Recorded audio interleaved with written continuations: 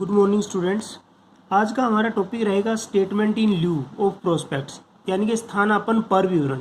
यानी कि जब पब्लिक कंपनी प्रोस्पेक्ट इशू ना करके कुछ अलग तरीके से फंड रेज करती है, यानी कि शेयर्स और डिबेंचर को पब्लिकली इशू नहीं करती है, उस केस में उसको रजिस्ट्रार ऑफिस में एक statement in lieu of prospects जो है वो डिपॉजिट करवाना पड़ता है।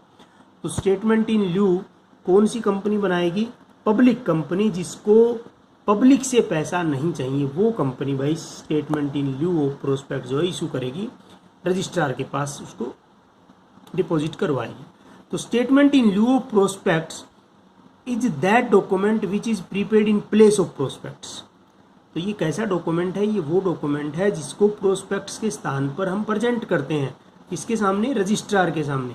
ए कंपनी, बिल्कुल इजी लैंग्वेज में है, a company which has share capital, एक ऐसी कंपनी जिसके पास शेयर कैपिटल यानी कि पब्लिक कंपनी है, but has not issued prospectus, can't issue share और debenture till the time its present statement in lieu of prospectus at last 3 days in advance period to allotment of shares debenture with the registrar.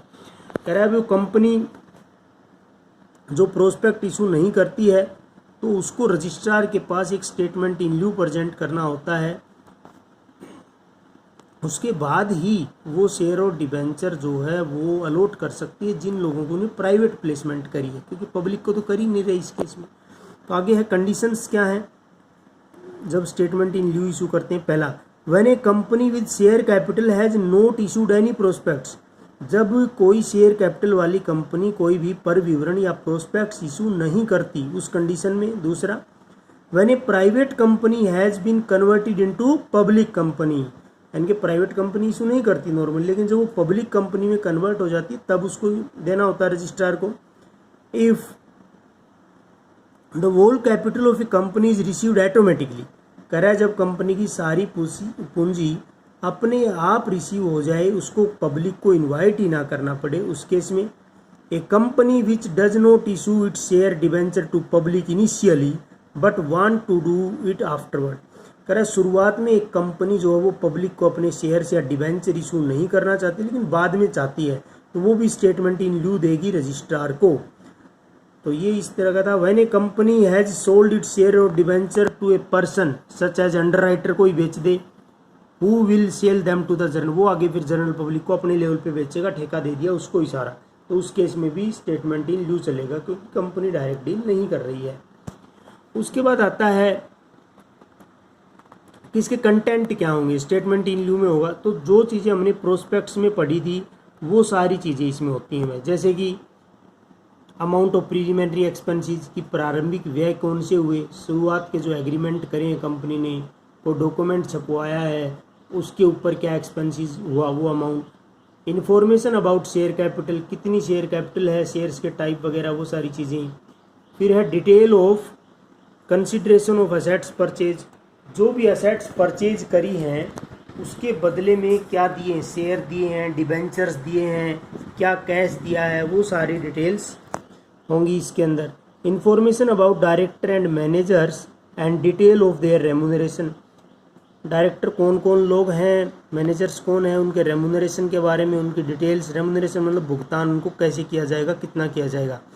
पांचवा है information about under writing, जो भी under writer है, अभिगोपक बोलते हैं हिंदी में, जो company के शेयर्स वगैरह खरीदता है, आगे बिकवाता वो।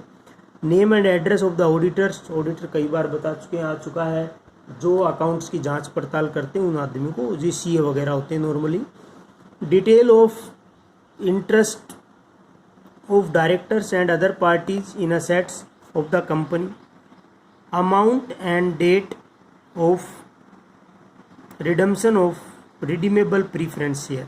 देखो प्रीफरेंस एक होते हैं इक्विटी शेयर, इक्विटी शेयर वो होते हैं जिनका पैसा कंपनी लाइफ टाइम वापस नहीं करती, मार्केट में बिकते रहते हैं वो, ऐसा नहीं है कि फंस गया आप लेके, कंपनी पैसा नहीं देगी, वो होते हैं रियल ओनर। एक होते हैं प्रीफरेंस शेयर, उन प्रीफरेंस शेयर में भी रिडीमेबल प्रीफरेंस शेयर होते हैं जिनका पैसा कंपनी अपने जीवन काल में वापस कर देती है, तो वो क्या टाइमिंग रहेगी उसके बारे में डिटेल की बात कर रहा है।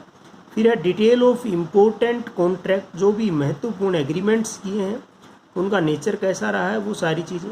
Time and place where final account of the company can be inspected, किस समय कंपनी अपने फाइनल अकाउंट की जांच पड़ताल करवाएगी, उनका ऑडिट करवाएगी, वो सारी चीज़ें। All the information which is given in prospect is also provided in statement in lieu of prospects.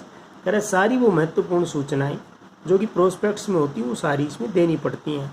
दो it is not presented in front of the general public, हालांकि जनरल पब्लिक के आगे प्रेजेंट नहीं किया जाता, ये सिर्फ कहाँ पर दिया जाता है, रजिस्ट्रार ऑफिस में। तो ये इसके अंदर था।